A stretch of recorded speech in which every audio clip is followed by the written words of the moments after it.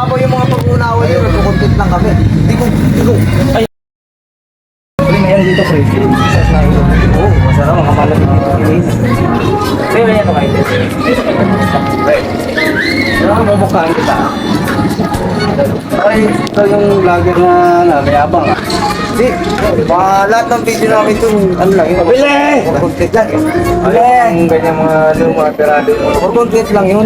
Puro kayabangan na, wala nang gagawang matino yung mga Hindi naman ano yun, hindi naman totally puro yabang yun bro. Kasi content lang yun for entertainment.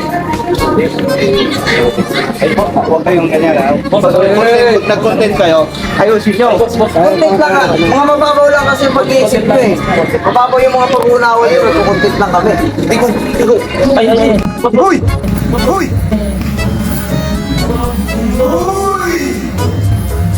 Tama ulit! Yung gusto yung mga content na ganyan eh.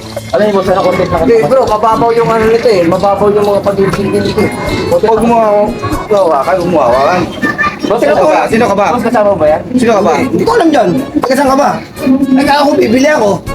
Dalawa ako. Taga dyan ako. Ito, kadayo lang to eh. Patingin, kung taga dyan ka ako, taga rito. Tanong mo yung ate!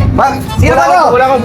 Dahil dito eh, kung paluin kita lang muna sa mukha. Wala akong pakialam kung taga Sino saan ba to? kayo. Hindi, content lang naman namin yun eh. Siga yata to ah. Content lang niya kasi ngayon. Content lang naman yun. Tsaka sir, yung mga nakakaintindi sa mga content namin, yung mga malinis yung pag-utak. content mo. Kung mababaw yung pag-unawa, huwag kang manakit.